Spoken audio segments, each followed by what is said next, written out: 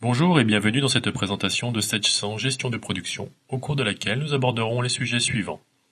La gestion des données techniques, planification et ordonnancement, et enfin le suivi de fabrication.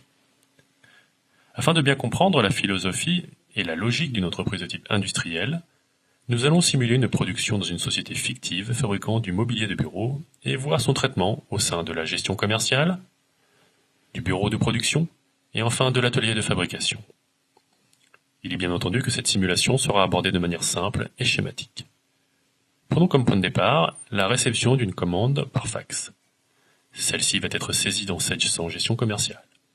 Une fois cette saisie effectuée, la commande va être transmise dans Sage 100 Gestion de production pour poursuivre son traitement.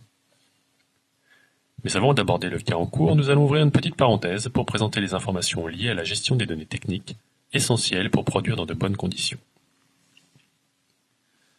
Nous avons ici l'ensemble des informations liées à un article. La fiche signalétique présentant les différentes données s'y rapportant, référence, désignation, type, coût de revient, la gamme opératoire et la nomenclature. Ici, le parc machine représenté par cet écran avec un grand nombre de caractéristiques paramétrables comme en l'occurrence la prise en compte des temps masqués ou la production multi-OF. Enfin, nous avons la partie opérateur regroupant l'ensemble des informations liées au personnel. Revenons au cas en cours. Nous avons donc réceptionné une commande client pour laquelle nous allons créer, grâce à l'environnement évoqué en aparté, un ordre de fabrication que nous allons ensuite planifier. L'enchaînement des tâches qui sera proposé sera logique et optimisé par rapport à l'ensemble de la production. La planification peut être gérée de façon automatique et ou manuelle. En termes d'ergonomie et d'accès à l'information, de nombreuses possibilités de filtrage sont disponibles. Ici, filtrage par le numéro d'OF pour pouvoir l'isoler. Toujours dans une optique d'efficacité, vous pouvez contrôler aisément la charge machine par rapport à la capacité de l'atelier sur une période donnée. Une fois l'OF planifié et validé, nous pouvons passer à la production.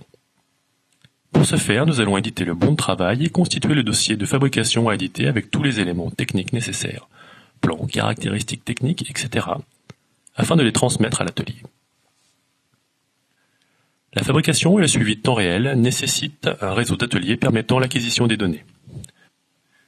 Celui-ci peut être géré de différentes manières, avec un simple PC et une touchette code à barre pour éviter les erreurs de saisie, mais il est possible d'intégrer d'autres types de périphériques de saisie de type dalle tactile ou terminaux industriels dans le cadre d'environnements de production agressifs. Nous sommes maintenant dans le cadre du lancement de la fabrication au moyen d'un suivi manuel en temps réel. L'opérateur déclare le début de réglage de la machine, la fin de réglage ou le passage direct en mode production, la fin de production avec la déclaration des quantités bonnes et des rebuts, et si nécessaire, nous pourrons en identifier la cause. Des quantités retouchées si nous ajoutons un ensemble d'éléments que nous n'avions pas terminés sur la fin du dossier, ainsi que l'état du dossier, en l'occurrence suspendu, car nous le reprendrons le lendemain. Au niveau du bureau de production ou du chef d'atelier, nous sommes en mesure de visualiser ce qui se passe en temps réel ou de contrôler sur des périodes données l'état d'avancement d'une commande, les temps ou quantités restants, les arrêts machines avec leur justification d'arrêt. Comme vous pouvez le constater, nombre d'états préparamétrés sont à la disposition de l'utilisateur, ici des états regroupant des informations liées à d'autres secteurs d'activité. Ces informations vont nous permettre de répondre aux clients quant à l'évolution de leur commande, mais aussi d'anticiper les retards et de les prévenir de ces retards. Nous associerons également toutes les quantités consommées avec le suivi par lot pour un dossier de fabrication. Cumulés avec les temps passés et leurs coûts associés, nous serons en mesure de mettre en évidence les coûts exacts de production. L'utilisation d'un tel système permet de connaître la valorisation des encours de stock.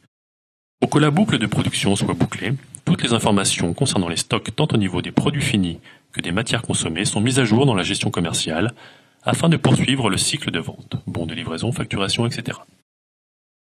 Pour conclure, voici synthétisé l'ensemble des opérations que nous venons de suivre, en partant de la réception de commande à son traitement au niveau de la production, et enfin la restitution et la mise à jour des stocks et quantités consommées.